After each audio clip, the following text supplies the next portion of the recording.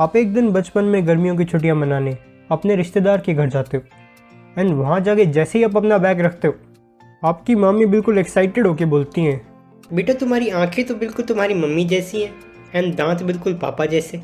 ये सुन के आपके दिमाग में लोचा हो जाता है एंड आप एक गहरी सोच में डूब जाते हो। इतने में आपका एक चौथी फेल रिश्तेदार बोलता है, बेटा ये सब तो डीएनए का कमाल है। आपने भी जीन्स, डीएनए ये सब बहुत बार सुना होगा, बट ये एग्जैक्टली होते क्या हैं ये आज हम अपनी इस वीडियो में डिस्कस करेंगे।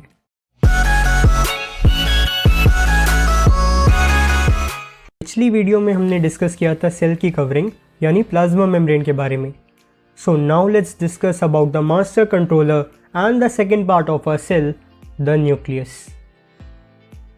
न्यूक्लियस सेल का हेडक्वार्टर होता है। सेल कैसा दिखेगा, क्या फंक्शंस परफॉर्म करेगा, ये सब सेल का न्यूक्लियस ही डिसाइड करता है। अगर आप किसी ह्यूमन सेल के न्यूक्लियस को देखोगे तो सबसे पहले आपको उसकी दो कवरिंग्स दिखाई देंगी जिन्हें हम न्यूक्लियर मेम्ब्रेन कहते हैं। अब क्योंकि न्यूक्लियस दो मेम्ब्रेन से कवर्ड होता है, हम न्यूक्लियस को डबल मेम्ब्रेन बाउंड कहते हैं।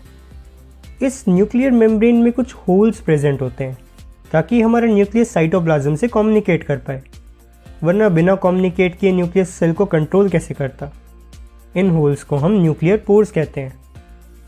तो चलो भाई, हमने अपने न्यूक्लियस को बाहर से तो देख लिया। नाउ लेट्स सी कि इसके अंदर ऐसा क्या राज छुपा है जो ये सेल को कंट्रोल कर पाता है।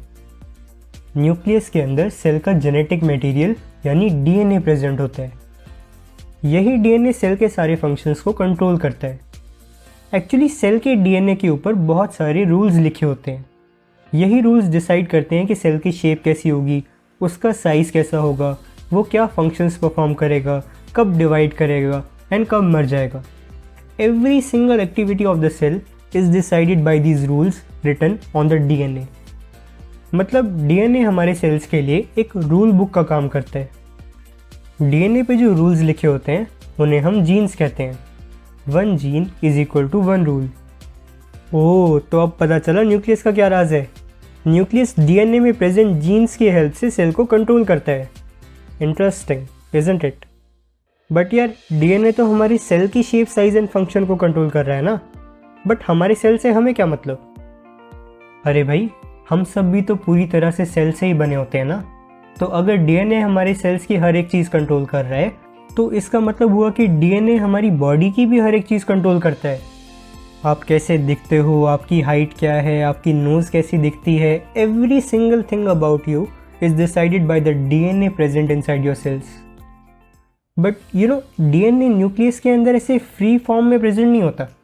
डीएनए कुछ स्ट्रक्चर्स के अराउंड फोल्ड होके कुछ थ्रेड्स फॉर्म कर लेता है। इन थ्रेड्स को हम क्रोमैटिन कहते हैं। डीएनए न्यूक्लियस में क्रोमैटिन की फॉर्म में प्रेजेंट होता है, ऐसे फ्रीली उसमें नेकेड नहीं रहता। यू नो, न्यूक्लियस के अंदर एक जेल लाइक न्यूक्लियोप्लाज्म फील्ड होता है, जैसे सेल के अंदर साइटोप्लाज्म फील्ड होता है ना, वैसे ही। एंड इस न्यूक्लियोप्लाज्म के अंदर ही हमारा क्रोमैटिन फ्लोट कर रहा होता है। चलो यार, जल्दी से समराइज़ करते हैं कि हमने अब तक क्या देखा, फिर आगे बढ़ेंगे। हमने देखा कि सेल के अंदर एक न्यूक्लियस प्रेजेंट होता है जिसके अंदर क्रोमैटिन की फॉर्म में डीएनए प्रेजेंट है। एंड इस डीएनए के ऊपर बहुत सारे रूल्स लिखे होते हैं जिन्हें हम जीन्स कहते हैं, जिनके अकॉर्डिंग हमारा सेल फंक्शन करता है। परफेक्ट। तो चलो अब एक इंटरेस्टिंग सिचुएशन डिस्कस करते हैं। मान लो कि अब हमारा सेल डिवाइड करने का प्लान करता है। तो अब सेल की डिवीजन के बाद जो दो न्यू डॉटर सेल्स बनेंगे उनको भी तो फंक्शन करने के लिए हमारी रूल बुक यानी डीएनए की ज़रूरत पड़ेगी। बट ये बेचारे गरीब सेल के पास तो एक ही रूल बुक है। तो बताओ क्या किया जाए? क्यों, है ना इंटरेस्टिंग सिचुएशन? कोई नहीं, आप टेंशन ना लो, इसका भी सॉल्यूशन है हमारे सेल के पास। जब भी सेल डिवाइड करने का प्लान करता है तो वो डिवाइड करने से पहले अपने जेनेटिक मटेरियल यानी डीएनए की एक कॉपी बना लेता है। और क्योंकि डीएनए प्रेजेंट होता है क्रोमैटिन की फॉर्म में, डीएनए की कॉपी बनाना मतलब क्रोमैटिन की कॉपी बनाना। तो चलो, अब डीएनए कॉपी हो गया है, अब इसे जल्दी से अलग अलग करके दोनों डॉटर सेल में डिस्ट्रीब्यूट कर देते हैं। बट अब एक और प्रॉब्लम है। सेल ने डीएनए को रेप्लिकेट तो कर लिया, बट अब इस रस्सियों के गुच्छे को अलग अलग करके डॉटर सेल में डिस्ट्रीब्यूट कैसे करें? भाई, इस गुच्छे को सेल 2 पार्ट्स में डिवाइड करने बैठा तो पता नहीं कितने साल निकल जाएंगे। बट इसका भी सोल्यूशन है हमारे सेल के पास।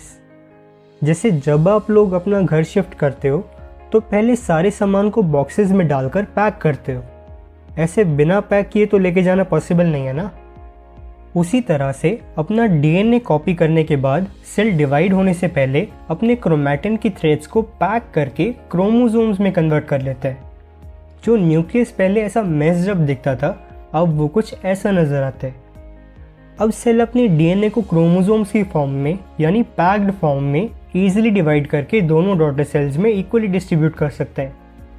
एंड जिस तरह से शिफ्ट होने के बाद हम अपने सामान को बॉक्सेस से निकालकर अनपैक कर लेते हैं, क्योंकि हम इसे ऐसे पैक्ड फॉर्म में तो यूज़ नहीं कर सकते ना। सिमिलरली सेल की डिवीजन के बाद दोनों डॉटर सेल इन क्रोमोसोम्स को वापस से अनपैक करके क्रोमैटिन में कन्वर्ट कर लेते हैं। क्यों, है ना हमारा सेल स्मार्ट। सेल की डिवीजन के बाद जो दो न्यू डॉटर सेल्स बनते हैं उनका डीएनए एग्जैक्टली सेम होता है, क्योंकि भाई बने तो दोनों कॉपी करके ही है ना। अब एक और इंटरेस्टिंग बात बताऊं, हमारी बॉडी में ट्रिलियंस ऑफ सेल्स प्रेजेंट हैं एंड इनमें से हर एक सेल का डीएनए बिल्कुल सेम होता है। वीडियो को पॉज करके पहले खुद आप इसका रीज़न सोचने की कोशिश करना, उसके बाद ही कंटिन्यू करना। अगर आप लोगों को याद हो तो हमने अपनी एक प्रीवियस वीडियो में डिस्कस किया था कि every multi cellular organism was once made up of one single tiny cell. मतलब हम सब लोग जो अब ट्रिलियंस ऑफ सेल से बने हुए हैं, एक टाइम पे अपनी मदर की वूम में एक सिंगल सेल की फॉर्म में प्रेजेंट थे। वही सिंगल सेल पहले दो में डिवाइड हो जाता है एंड जैसा कि हमने देखा था इन दोनों का डीएनए बिल्कुल सेम होगा। ये दो सेल अब चार में डिवाइड कर जाते हैं एंड इन चारों का डीएनए भी बिल्कुल सेम होगा। Similarly, these cells keep on dividing many times, eventually giving rise to trillions of cells and forming an entire organism. And क्योंकि हमारी बॉडी के सभी सेल्स ओरिजिनली एक ही सेल से डिवाइड हो के बनते हैं, हमारे सभी सेल्स का जेनेटिक मटेरियल बिल्कुल सेम होता है। उफ, थक गए ना? बस थोड़ा सा और, उसके बाद वीडियो ख़त्म। हमने डिस्कस किया था कि हमारा न्यूक्लियस दो मेम्ब्रेन से कवर्ड होता है, बट कुछ ऐसे भी ऑर्गेनिजम्स हैं जो बेचारे बहुत ही गरीब होते हैं एंड उनके पास न्यूक्लियर मेम्ब्रेन ही प्रेजेंट नहीं होती। उनका जेनेटिक मटेरियल ऐसे ही साइटोप्लाज्म में फ्रीली फ्लोट कर रहा होता है। Such primitive organisms are known as prokaryotes, मतलब ऐसे ऑर्गेनिजम्स जिनका न्यूक्लियस प्रिमिटिव सा है। ऐसे न्यूक्लियस को हम न्यूक्लियोइड बोलते हैं। प्रोकैरियोट्स के अंदर हमारे बैक्टीरियाज आ जाते हैं। जैसे बैक्टीरियाज प्रोकैरियोट्स की कैटेगरी में आते हैं क्योंकि उनका न्यूक्लियस प्रिमिटिव है।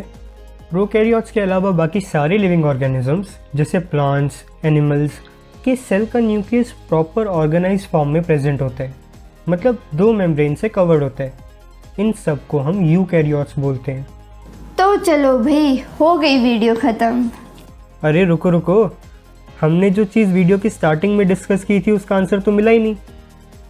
यार एक्चुअली क्या होता है ना कि बच्चों में मम्मी एंड पापा दोनों का डीएनए प्रेजेंट होता है, मतलब बच्चों में मम्मी एंड पापा दोनों के मिक्स कैरेक्टर्स आ सकते हैं। इसलिए आपकी कुछ चीज़ें मम्मी जैसी हैं एंड कुछ पापा जैसी। इसके बारे में आप अगले साल और अच्छे से पढ़ोगे, so just chill. So if you like our work, please do share and subscribe our channel to get regular updates.